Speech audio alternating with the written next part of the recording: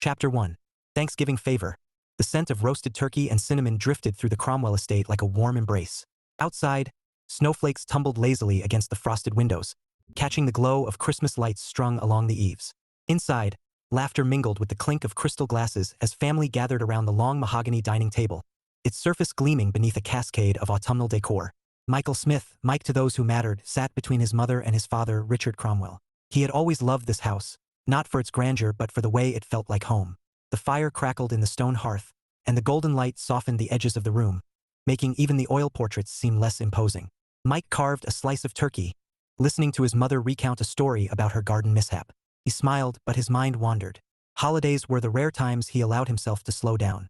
Most days, he was knee-deep in spreadsheets and logistics at the company's regional branch, working under the name Mike Smith, a deliberate choice to keep his identity as the CEO's son under wraps.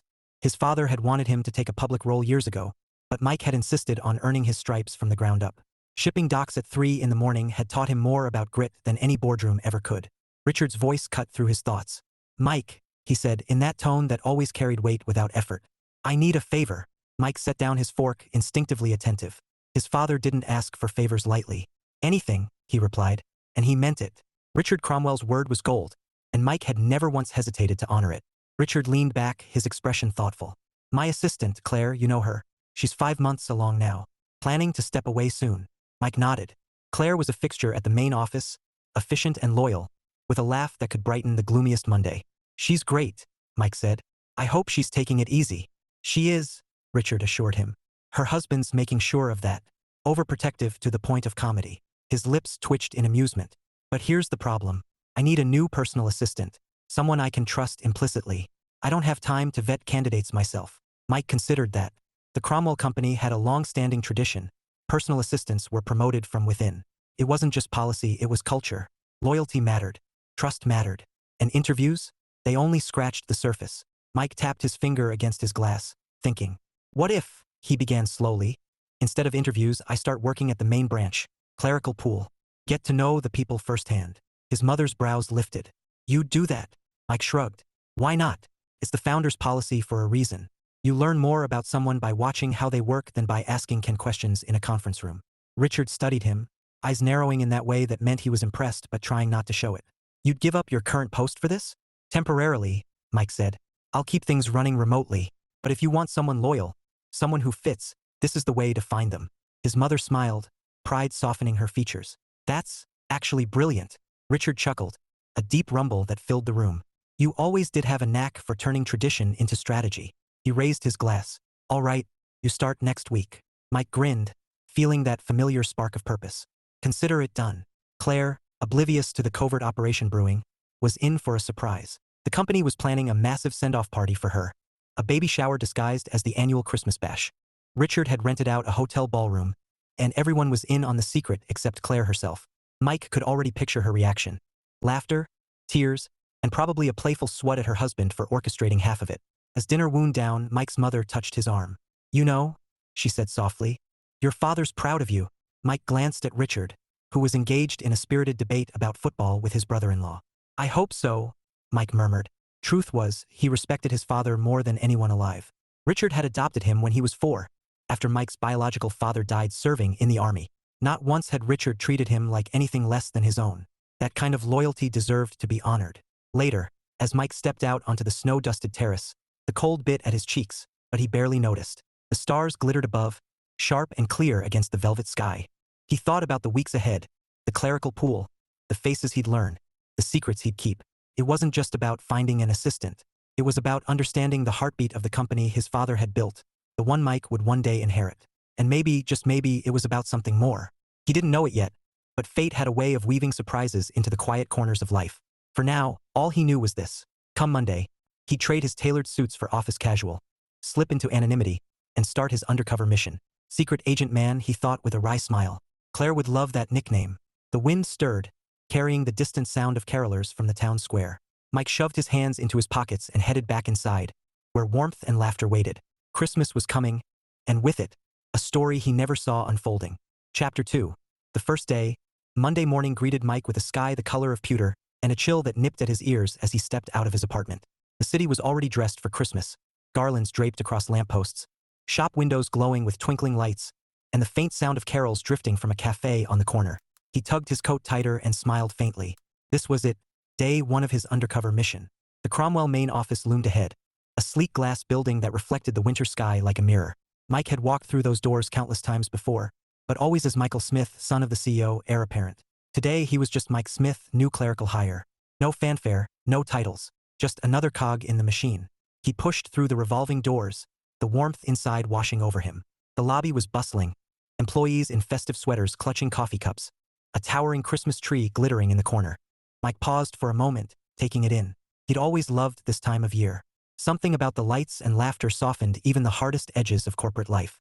"Mike Smith?" a bright voice called. He turned to see a woman striding toward him, her heels clicking against the marble floor.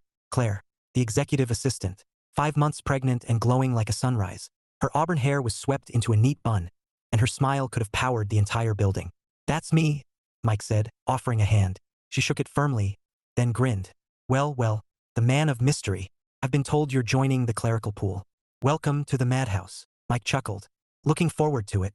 Claire's eyes sparkled with mischief. "You know, I've already given you a nickname." "Oh," Mike raised a brow. "Secret Agent Man," she said, lowering her voice dramatically. "Because this whole undercover thing? It's very cloak and dagger. I love it." Mike laughed, shaking his head. "You're enjoying this way too much." "Absolutely," she said without shame. "Come on, I'll show you to your desk." They walked through the open-plan office, a hive of activity. Phones rang, keyboards clattered, and someone was humming Jingle Bells, off-key near the copier. Mike caught snippets of conversation, holiday plans, gift exchanges, office gossip. He filed it all away. Observation was key. Claire stopped at a modest workstation tucked near the window. "Here you go. Nothing fancy, but it has a great view of the snow." Mike set his bag down, surveying the desk. A computer, a stack of forms, and a tiny poinsettia someone had left behind. "Perfect," he said. Claire leaned against the partition, her expression softening. "You know, Mike, this means a lot to Richard, to all of us. You stepping in like this." Mike met her gaze. "It's important," he said simply. "Finding the right person for him isn't just about skills. It's about trust." Claire nodded, her smile tinged with respect. "You sound just like him." Before Mike could reply, a voice rang out from across the room. "Claire, you're supposed to be resting. Remember?" They both turned to see a man barreling toward them. A tall, broad-shouldered guy with worry etched into every line of his face. Claire's husband, no doubt. He was clutching a water bottle like it was a life-saving device. "I'm fine, Mark," Claire said, rolling her eyes affectionately. "Stop hovering." Mark ignored her and turned to Mike, sizing him up like a bouncer at a nightclub. "You're the new guy?" Mike extended a hand. "Mike Smith." Mark shook it reluctantly, then turned back to Claire. "You've been on your feet for 5 minutes. That's 5 minutes too long." Claire groaned. "Go home, Mark. Please." Mark hesitated, then muttered something about checking the car seat installation, and stalked off, leaving Claire laughing softly. "See what I mean?" she said. "Overprotective to the point of comedy." Mike grinned. "He means well." "Oh, he does," Claire agreed. "Now settle in.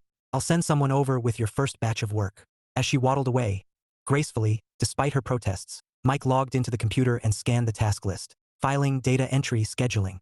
Simple enough. But his real job wasn't on any list. It was in the faces around him, the conversations, the quiet moments when people revealed who they really were. By noon, Mike had already learned a few things. The clerical pool was a mixed bag. Some employees were diligent, others more interested in scrolling through holiday sales. There was laughter, gossip, and the occasional passive-aggressive email about missing staplers. But one person stood out. She was seated at the far end of the room, near the corner window. Dark hair pulled into a low ponytail, posture straight, eyes focused on her screen.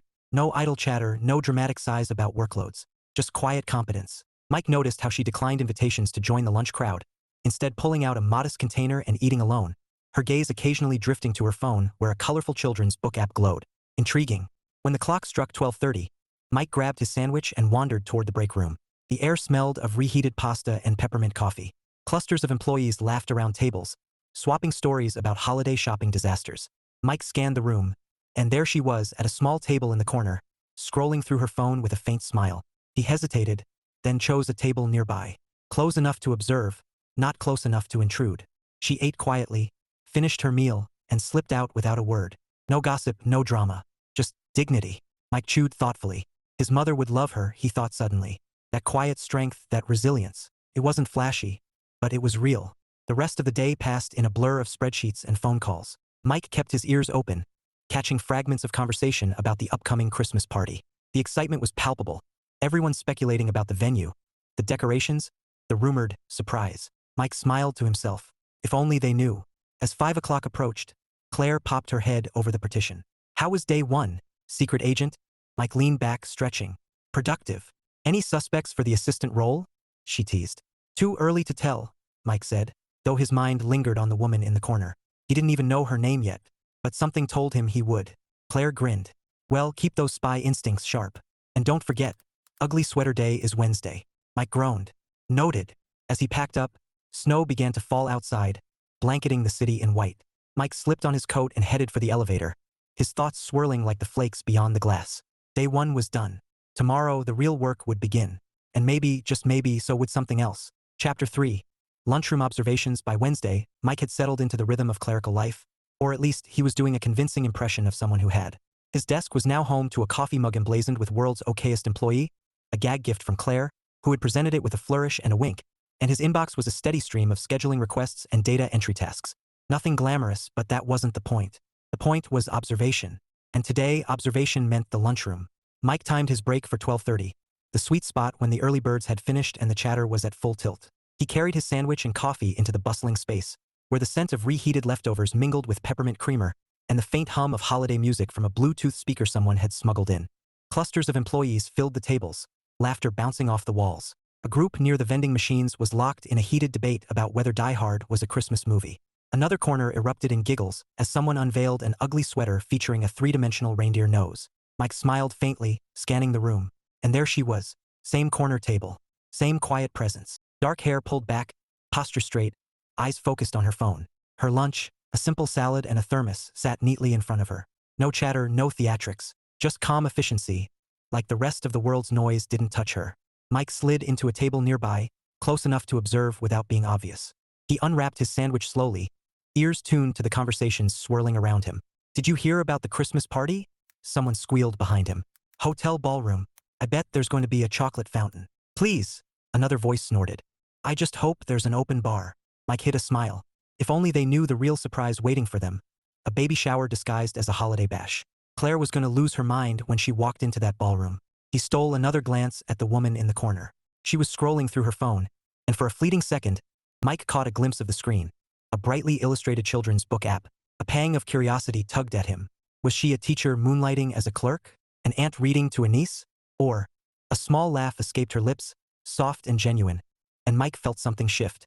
It wasn't the laugh itself. It was the way it lit up her face, transforming her from reserved to radiant in an instant.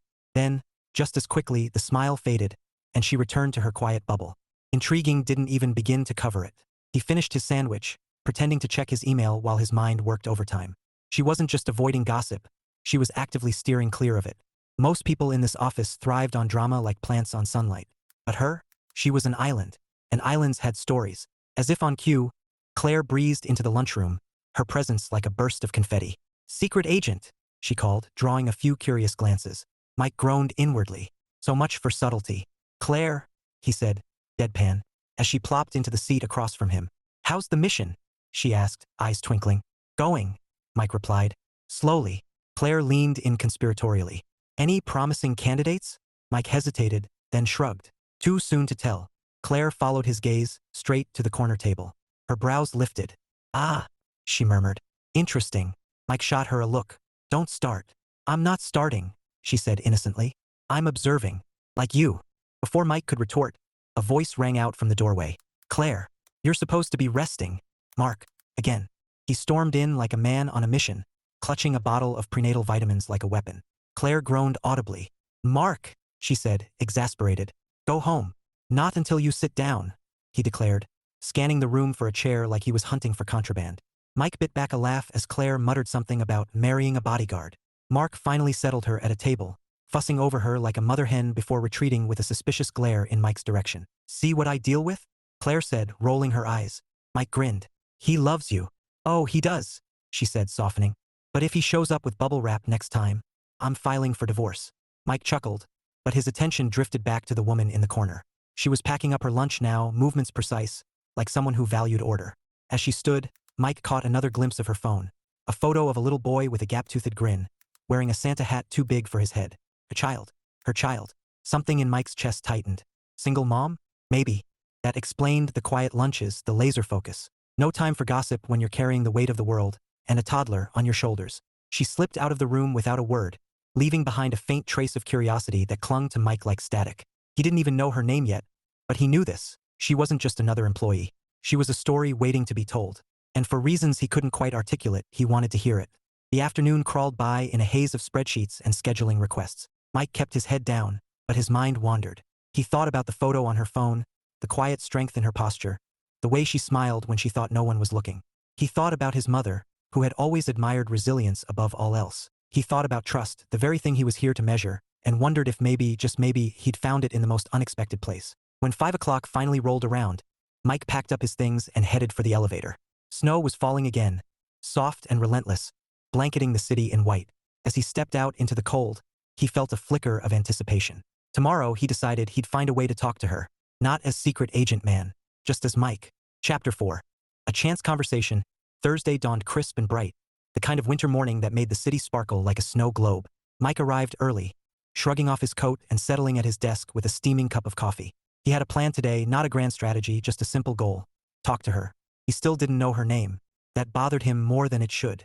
Names mattered. They were the first step toward understanding someone, and Mike had always believed understanding was the foundation of trust. The office buzzed with pre-holiday energy. Someone had strung tinsel across the copier, and a plate of gingerbread cookies sat on the break room counter with a handwritten sign. Take one, leave a smile. Mike grabbed a cookie on his way to the clerical pool, biting into the spicy sweetness as he scanned the room. There she was. Same corner desk, same quiet focus. Her dark hair gleamed under the fluorescent lights, and her fingers moved swiftly across the keyboard. No wasted motion, no idle chatter. Just competence. Mike took a breath and approached, cookie in hand like a peace offering. Morning, he said, keeping his tone casual. She looked up, startled. Her eyes, warm brown, flecked with gold, met his for a brief second before she offered a polite smile. Morning. I'm Mike, he said, leaning lightly against the partition. Started here Monday. I know, she replied, her voice soft but steady. I'm Emma. Emma. The name settled in his mind like a puzzle piece clicking into place. Simple, elegant. Suited her. Nice to meet you, Emma, he said. How's your week going?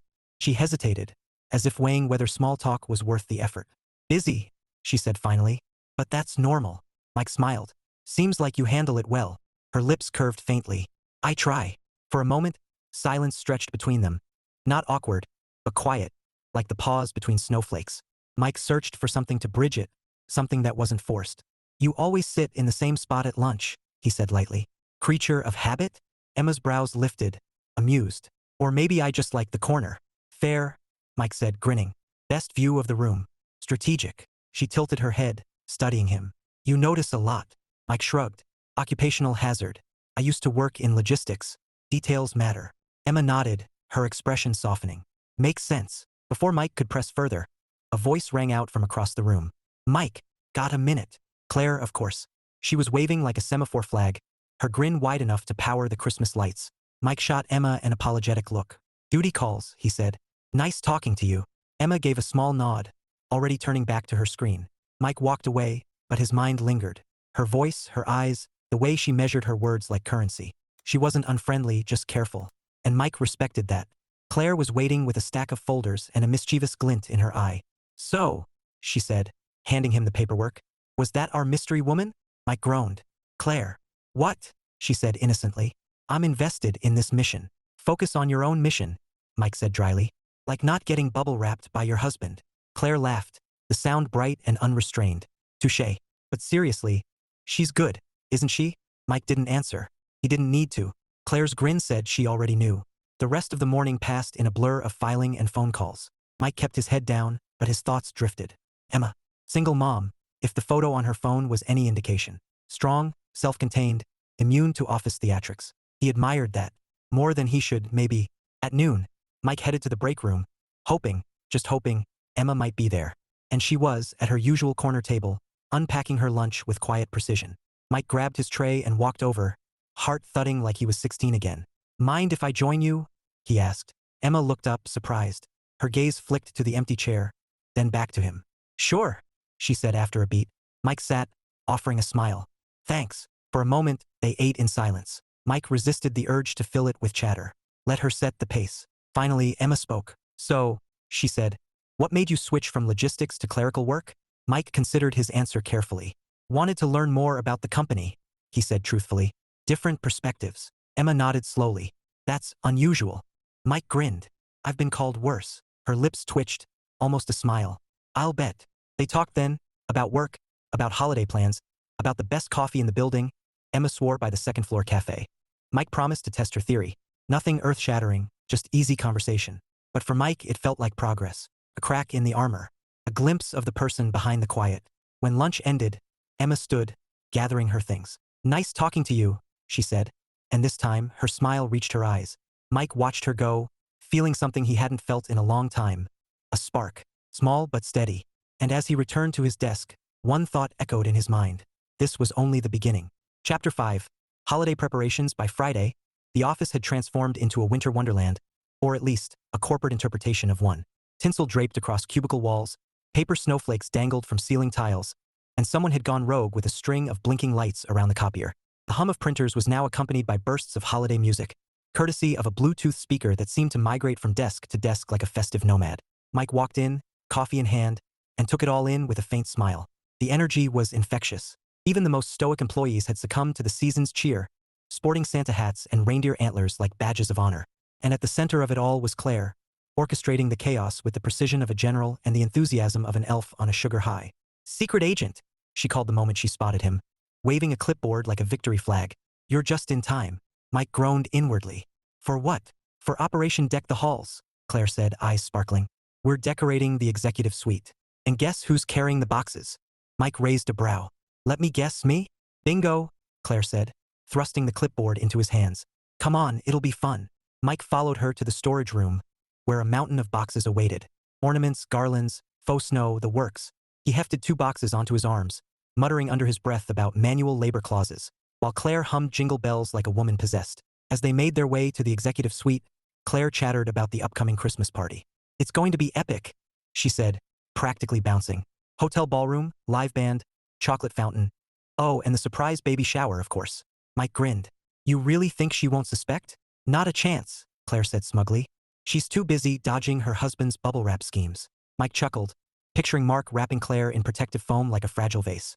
He means well. He means paranoid, Claire corrected, laughing. But honestly, I love him for it. They reached the suite, and Mike set the boxes down, surveying the space. Sleek, modern, all glass and chrome. A far cry from the cozy chaos of the clerical pool. Soon, it would be draped in garlands and twinkling lights, a festive disguise for the power hub of the company. As they unpacked ornaments, Claire shot him a sly look. So, she said casually, how's Emma? Mike froze, an ornament dangling from his fingers. Claire. What? She said innocently. I'm just asking. Mike sighed. She's fine. Claire smirked. Fine, huh? That's code for, I can't stop thinking about her. Mike gave her a flat look. You've been watching too many rom-coms. Guilty, Claire said cheerfully. But come on, Mike. She's perfect for the role. Smart, reliable, drama-free. And bonus, she's gorgeous. Mike didn't argue. He couldn't. Emma was all those things and more.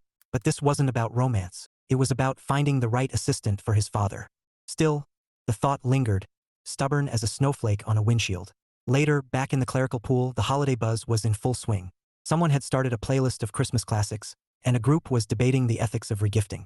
Mike settled at his desk, trying to focus on a spreadsheet, but his attention kept drifting to Emma. She was at her usual spot, typing with quiet efficiency. A small snowman figurine sat on her desk now, a subtle nod to the season. Mike wondered if her son had picked it out. He pictured the little boy from the photo, grinning in his oversized Santa hat, and felt a pang of something he couldn't quite name. At lunch, Mike timed his break to coincide with hers. He found her in the corner again, unpacking a container of pasta. This time, he didn't hesitate. Mind if I join you? He asked. Emma looked up, surprised, then nodded.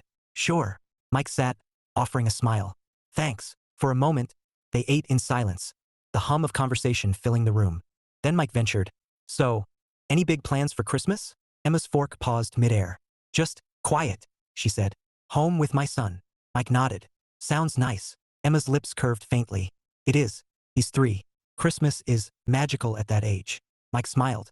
Bet he's excited. Her eyes softened. He's counting down the days. Keeps asking if Santa knows our address. Mike chuckled. Pretty sure Santa's got a GPS these days. Emma laughed. A real laugh, warm and unguarded. And Mike felt it like sunlight breaking through clouds. He wanted to keep that sound, tuck it away for later. They talked then, about her son, about holiday traditions, about the best hot chocolate in town. Emma swore by a cafe near the park. Mike made a mental note to check it out. Nothing earth-shattering, just easy conversation.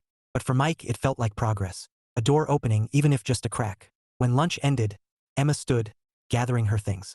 "Nice talking to you," she said, and this time her smile lingered. Mike watched her go, feeling that spark again. Small, steady, impossible to ignore. The afternoon brought more holiday chaos. Someone had set up a mini tree on the copier, and Claire was circulating a sign-up sheet for the Secret Santa exchange. Mike scrawled his name without thinking, wondering if fate had a sense of humor. As he packed up at 5, snow was falling again, soft and relentless, blanketing the city in white. Mike slipped on his coat and headed for the elevator, his thoughts swirling like the flakes beyond the glass. Holiday preparations were in full swing, and so, it seemed, was something else. Chapter 6. Unexpected Connection. Monday morning arrived with a sky the color of slate and a wind sharp enough to make Mike regret leaving his scarf at home. He pushed through the revolving doors of the Cromwell building, shaking snow from his coat, and headed straight for the clerical pool. The holiday buzz had reached fever pitch. Someone had set up a miniature sleigh on the copier, and a playlist of Christmas classics drifted through the air like cinnamon on coffee. Mike dropped his bag at his desk, scanning the room automatically. Emma was there, as always, at her corner workstation. Focused, calm, untouched by the chaos of tinsel and glitter. He admired that about her, the way she carved out her own quiet space in a world that never stopped shouting. He was halfway through his first batch of scheduling requests when Claire appeared, grinning like a cat with cream. "Secret agent," she sang, leaning against his partition. "How's the mission?" Mike didn't look up. "Productive." Claire smirked. Translation: "You still haven't asked her out." Mike shot her a look. "Claire." "What?" she said innocently. "I'm rooting for you." Mike sighed. "This isn't about me." Claire's grin widened. "Sure it isn't." Before Mike could retort, a voice called from across the room. "Claire, you're supposed to be resting." "Mark." Again. He stormed in like a man on a crusade, clutching a thermos of herbal tea like it was holy water. Claire groaned audibly. "Go home, Mark," she said, exasperated. "Please." Mark ignored her, fussing over her chair like a mother hen. Mike bit back a laugh as Claire muttered something about marrying a bodyguard. Eventually, Mark retreated, leaving behind a trail of protective paranoia and peppermint tea. "See what I deal with?" Claire said, rolling her eyes. Mike grinned. "He loves you." "Oh, he does," she said, softening. "But if he shows up with bubble wrap tomorrow, I'm filing for divorce." Mike chuckled, but his attention drifted back to Emma. She was typing steadily, oblivious to the circus around her. And then, as if fate had a sense of timing, her phone buzzed. She glanced at the screen, and Mike caught the flicker of worry in her eyes before she stood abruptly, grabbing her coat. Something was wrong. Mike hesitated, then followed her into the hallway. "Emma?" he called gently. She turned, startled. "Oh, Mike. You okay?" he asked, keeping his tone light. Emma hesitated, then sighed. "My sitter just canceled. Last minute. I have to pick up my son." Mike nodded, understanding dawning. "Need a ride?" Her brows lifted. "You don't have to." "I want to," Mike said simply. "Come on." The drive was quiet at first, snowflakes swirling against the windshield like tiny dancers. Emma sat with her hands folded in her lap, her profile calm but tense. Mike kept his eyes on the road, giving her space. "Thanks," she said finally, her voice soft. "You didn't have to do this." Mike shrugged. "It's no trouble." Emma glanced at him, studying his face as if searching for an angle. "Most people wouldn't." Mike smiled faintly. "Maybe I'm not most people." Her lips curved, just a little. Clearly. They reached the daycare, a cheerful building strung with garlands and paper snowflakes. Inside, the air smelled of crayons and sugar cookies. A little boy barreled toward Emma the moment she stepped through the door, his Santa hat askew and his grin wide enough to melt glaciers. "Mommy!" he squealed, launching into her arms. Emma laughed, hugging him tight. "Hi, sweetheart." Mike watched, something warm unfurling in his chest. The boy, Ethan, as Emma introduced him, was a whirlwind of energy, chattering about snowmen and candy canes as they walked back to the car. Mike held the door open, smiling as Ethan clambered into his booster seat. "Thank you," Emma said again, her eyes meeting Mike's. "Really?" Mike shook his head. "Anytime." On the drive back, Ethan filled the silence with stories about Santa and reindeer, his excitement spilling over like cocoa from an overfilled mug. Mike listened, amused, throwing in the occasional wow and no way at the right moments. Emma glanced at him once or twice, her expression softer now, the tension eased. When they pulled up to Emma's apartment, a modest building with a wreath on the door, she turned to Mike. You've already done more than enough, she said. But, would you like to come in? For coffee? Mike hesitated, then smiled. I'd like that. Emma's apartment was small but warm, filled with the cozy chaos of life with a toddler. A tiny tree stood in the corner, its branches heavy with handmade ornaments. Ethan darted around like a snowflake in a storm, proudly showing Mike his favorite decoration. A glittery star that looked like it had survived a glitter explosion. Emma disappeared into the kitchen, returning with 2 mugs of coffee. Sorry, she said, handing one to Mike. It's not fancy. Mike took a sip, savoring the warmth. It's perfect. They sat at the small dining table, Ethan humming carols as he colored in a Christmas book. For a moment it felt easy, natural, like this wasn't a favor but something more. You're good with him, Emma said quietly. Mike smiled. He's a great kid. Her eyes softened. He is. Silence settled, comfortable this time.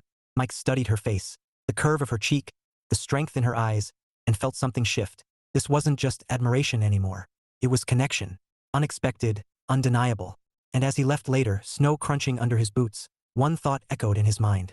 He wanted to see her again. Not as a colleague, as something more. Chapter 7. The snowstorm. The first flakes began to fall just after lunch, soft, harmless. The kind that made the city look like a postcard. By 3 o'clock, harmless had turned into relentless. Snow swirled past the office windows in thick, white sheets, and the wind howled like a freight train. The weather app on Mike's phone flashed warnings in bold red. Blizzard conditions. Travel discouraged. Great. He glanced around the clerical pool. People were buzzing like bees in a jar, phones pressed to ears, voices rising in panic. The roads are closing, someone cried. My train's delayed. Another groaned about canceled buses. The office manager was on speakerphone with a cab company, negotiating like a hostage negotiator. Mike checked the time. 5 o'clock was still 2 hours away, but the storm didn't care about schedules. He considered leaving early, then saw Emma. She was at her desk, calm as ever, typing steadily while chaos swirled around her. But when she glanced at her phone, Mike caught the flicker of worry in her eyes. He didn't need to guess why. Ethan. Mike stood, crossing the room. Emma, he said gently. You okay? She looked up, startled. Oh yeah, just trying to figure out how to get home. Mike hesitated. You live across town, right? She nodded. And daycare closes at 6. Mike didn't think twice. I'll drive you. Her brows lifted.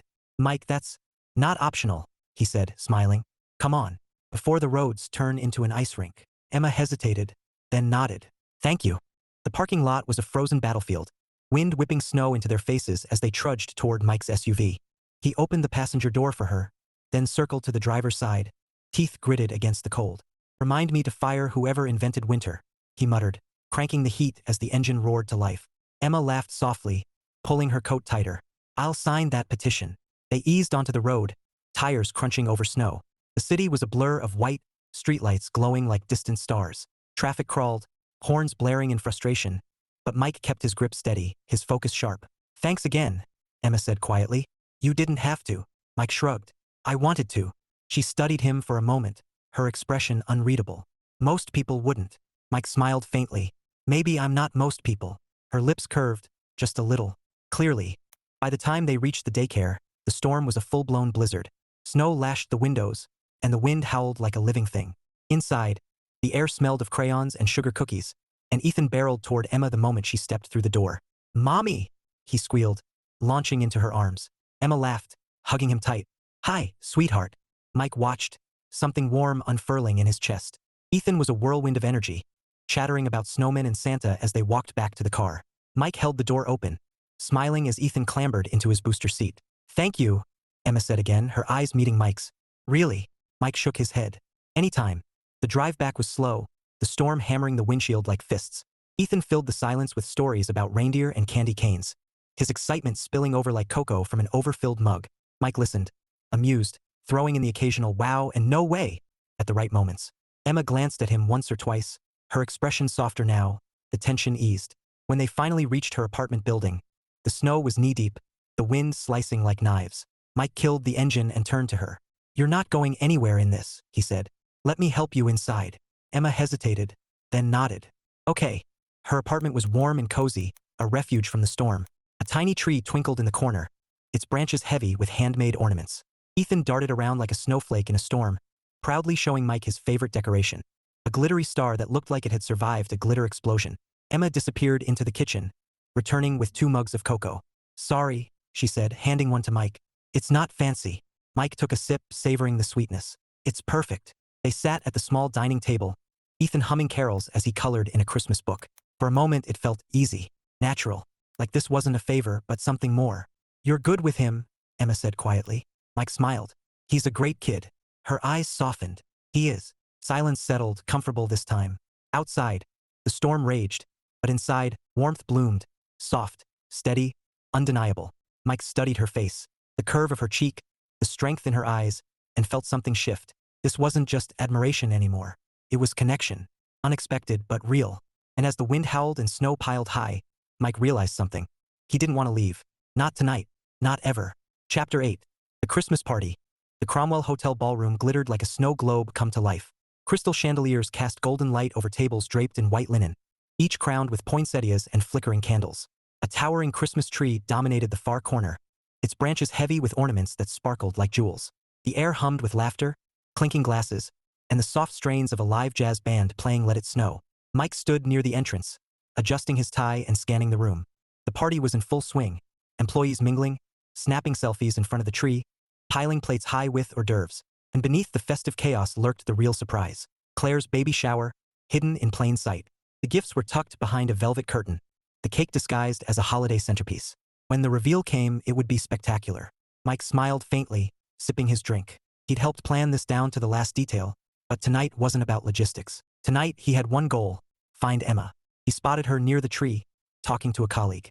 She wore a deep green dress that skimmed her curves without trying, her dark hair loose around her shoulders. Simple, elegant, and when she laughed at something her coworker said, Mike felt the room tilt just a little.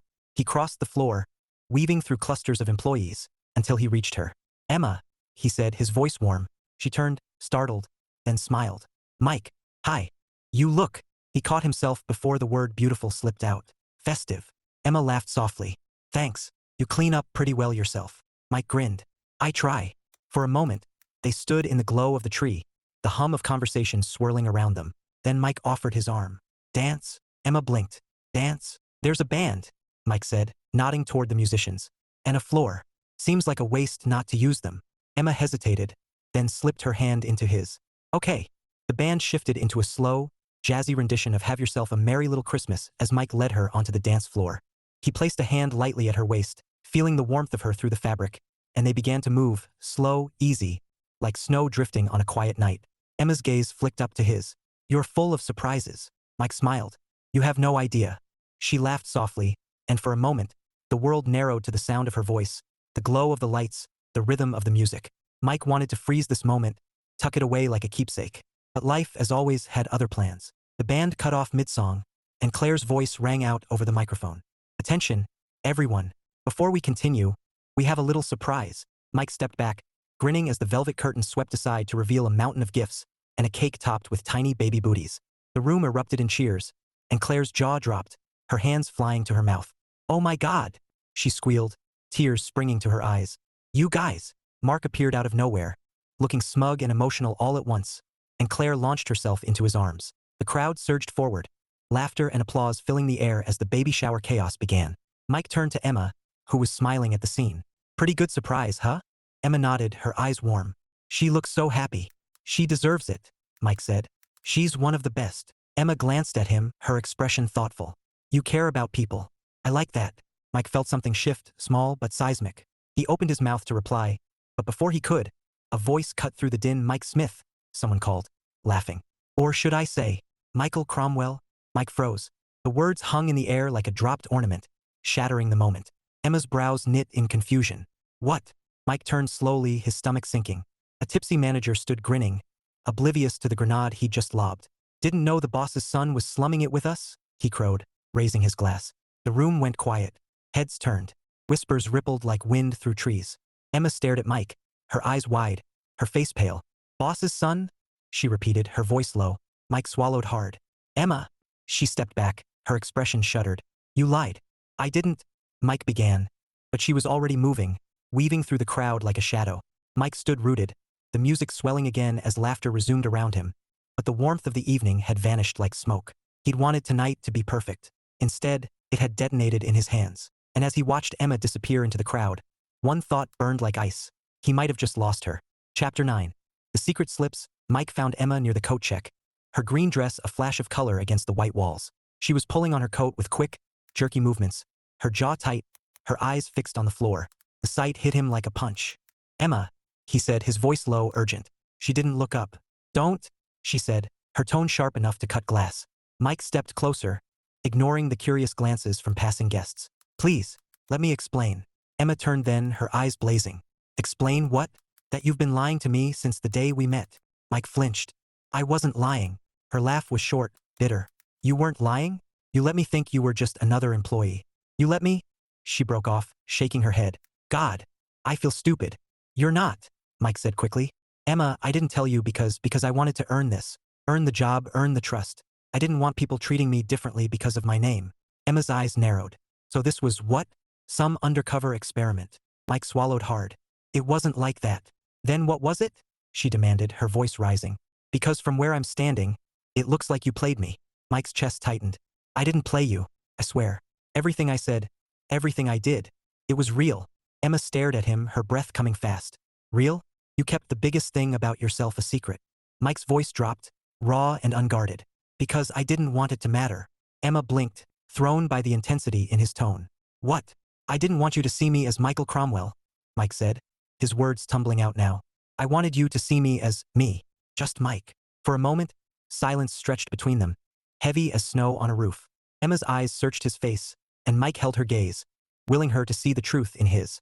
Finally, she spoke, her voice low, trembling. "You should have trusted me." Mike felt the words like a blade. "You're right," he said softly. "I should have." Emma looked away, blinking hard. "I need to go." "Emma?"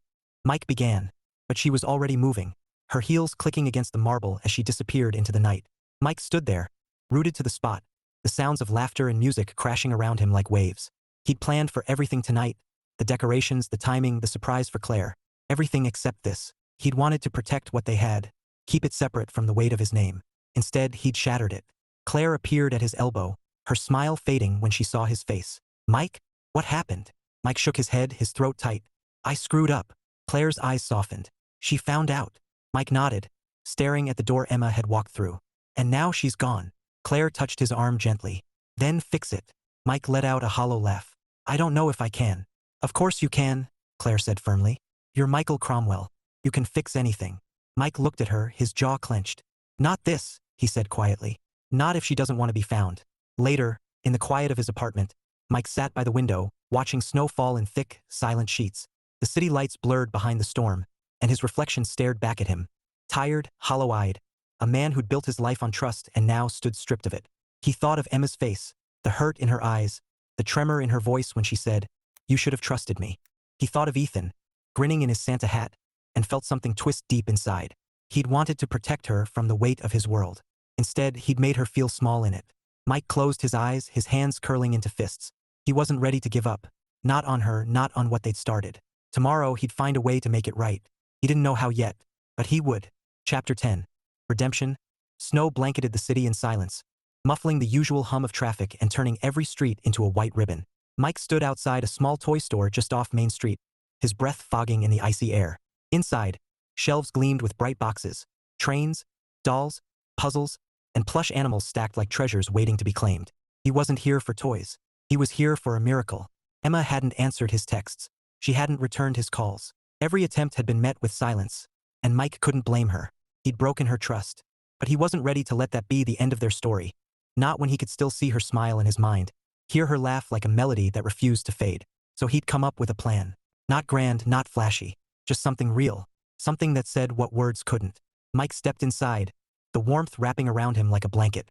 The air smelled of cinnamon and pine, and carols drifted softly from hidden speakers.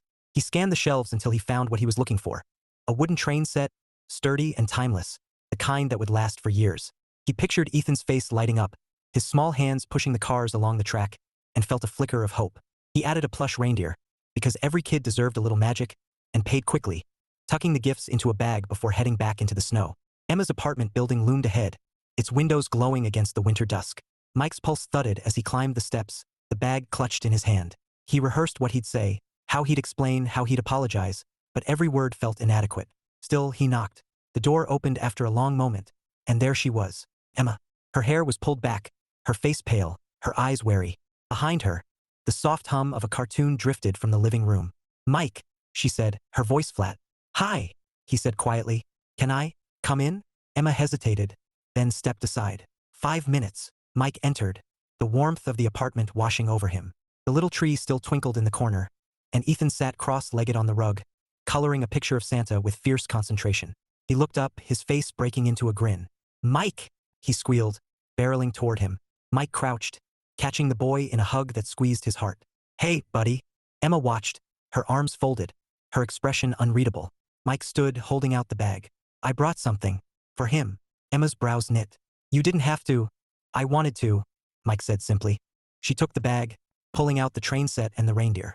Ethan's eyes went wide, his joy spilling out in a squeal that made Mike smile despite the knot in his chest. Thank you. Ethan cried, hugging the reindeer like it was a long-lost friend. Emma set the train box aside, her fingers lingering on the edge. Mike, she began, her voice tight. You can't fix this with gifts. I know, Mike said softly. I didn't come to fix it. I came to tell you the truth.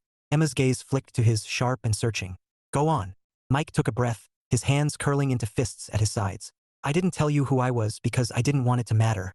I wanted you to see me, not the name, not the title. Just me. And I should have trusted you with that from the start. I didn't, and that's on me. Emma's jaw tightened. You made me feel like a fool. Mike's voice dropped, raw. You're not a fool. You're the strongest person I've ever met. And he broke off, his throat thick. I care about you, Emma. More than I've cared about anyone in a long time. Silence stretched, heavy and fragile. Emma's eyes shimmered, but her face stayed guarded. Mike, she said finally. I don't know if I can trust you again. Mike nodded slowly. Then let me earn it. No secrets. No games. Just me. If you'll let me. Emma looked away, blinking hard.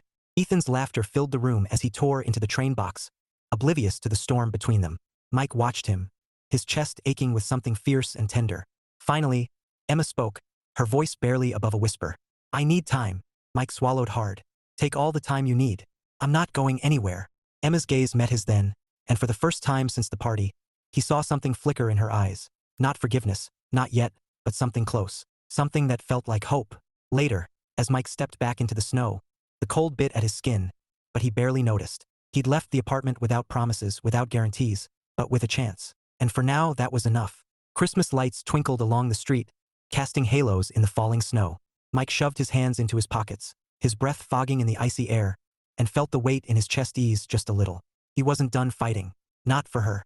Not for them. Chapter 11. Christmas Eve wrapped the city in a hush, the kind that only comes when snow falls thick and slow, muffling every sound except the distant toll of church bells. Mike stood outside Emma's building, his breath fogging in the icy air, his heart pounding like a drum. He'd spent the last 2 days replaying every word, every look, every silence between them. Tonight, he wasn't leaving without trying, really trying, to make things right. He carried no grand gestures, no glittering gifts, just a small box in his pocket and a hope that felt fragile as glass. Inside the box was a simple ornament, a wooden heart, hand-painted in deep green and gold, with Ethan's name etched on one side and Emma's on the other. It wasn't expensive.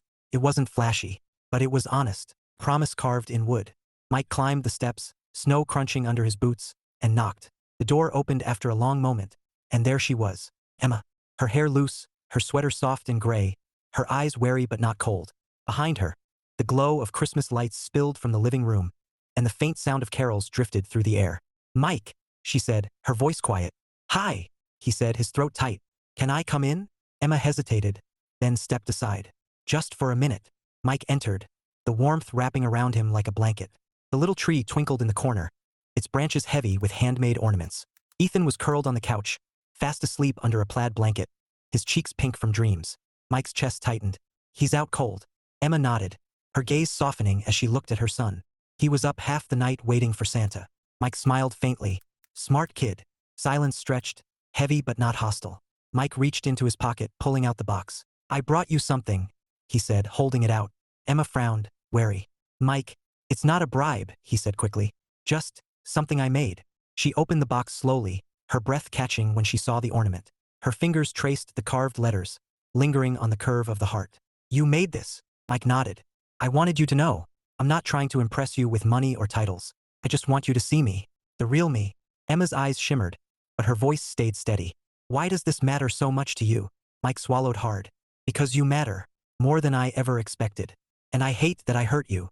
Emma looked away, blinking fast. You broke my trust. I know. Mike said softly.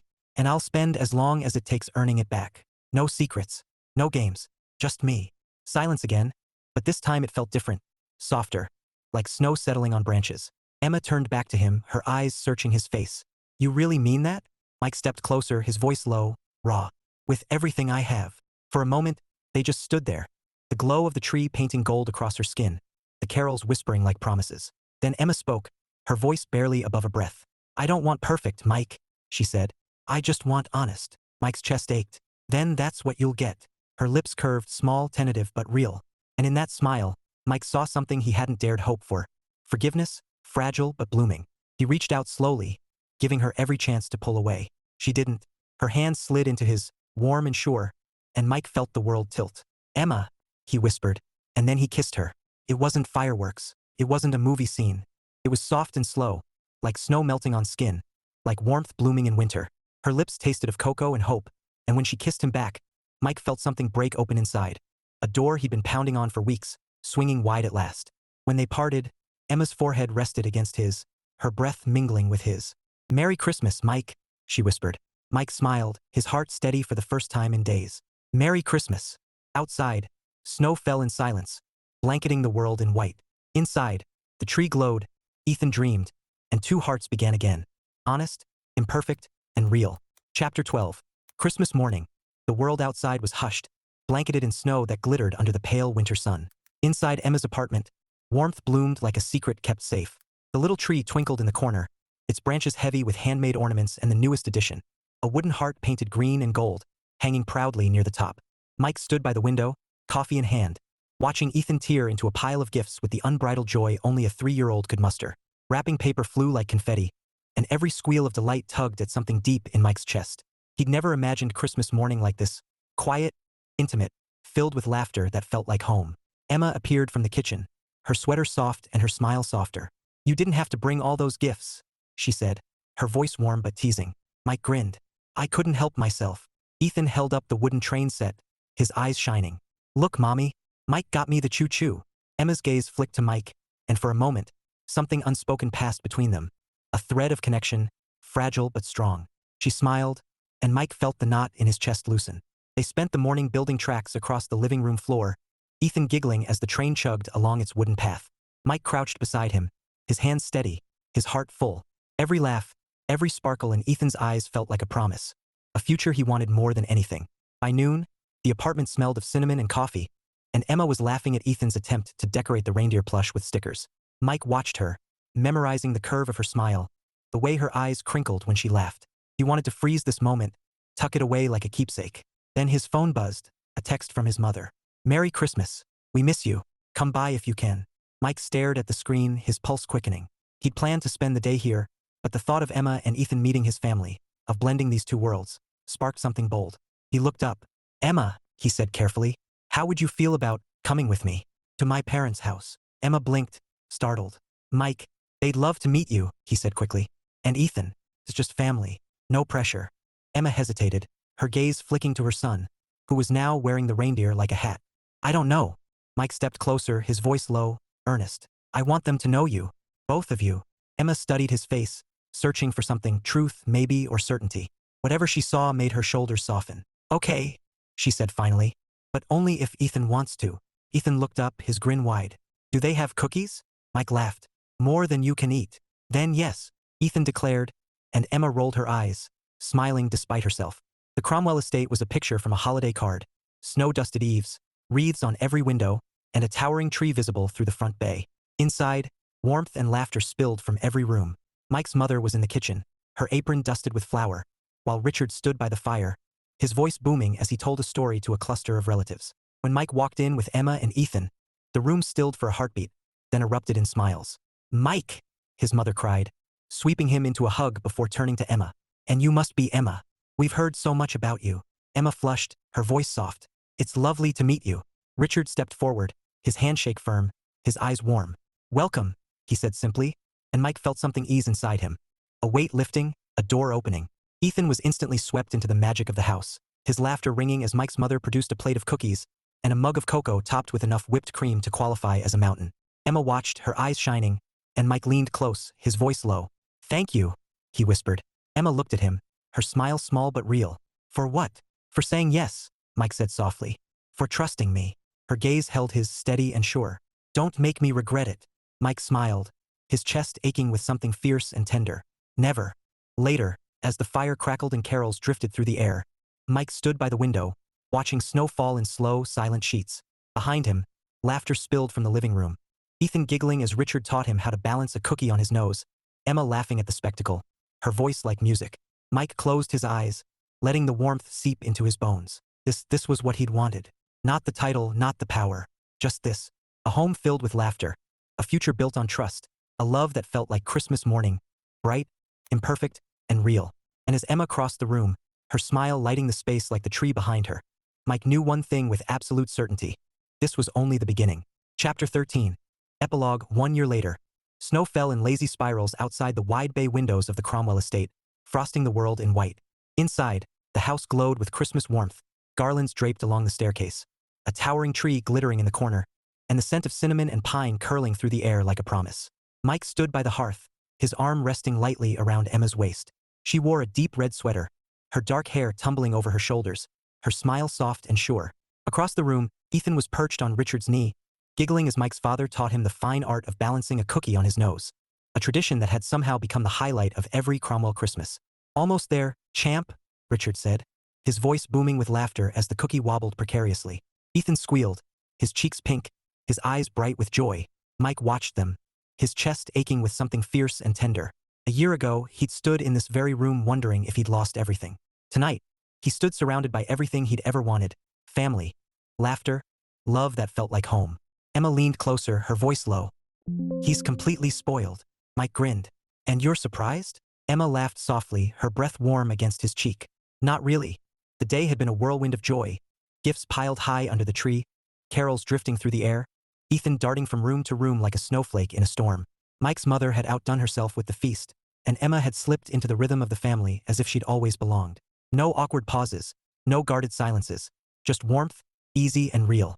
Mike still remembered the look on Richard's face when he'd first introduced Emma last Christmas, the quiet approval in his eyes, the handshake that spoke volumes. She's the one, his father had said later, his voice low, certain. Mike hadn't argued. He couldn't. Tonight, as laughter spilled from the living room and the fire crackled like applause, Mike felt that certainty settle deep in his bones. Later, when the house had quieted and Ethan was tucked into bed upstairs, dreaming of reindeer and candy canes, Mike led Emma out onto the terrace. The night was crisp, the sky a velvet sweep of stars, and the snow glittered under the moonlight like scattered diamonds. Emma pulled her coat tighter, her breath fogging in the cold. It's beautiful, she murmured. Mike nodded, his gaze fixed on her. You are.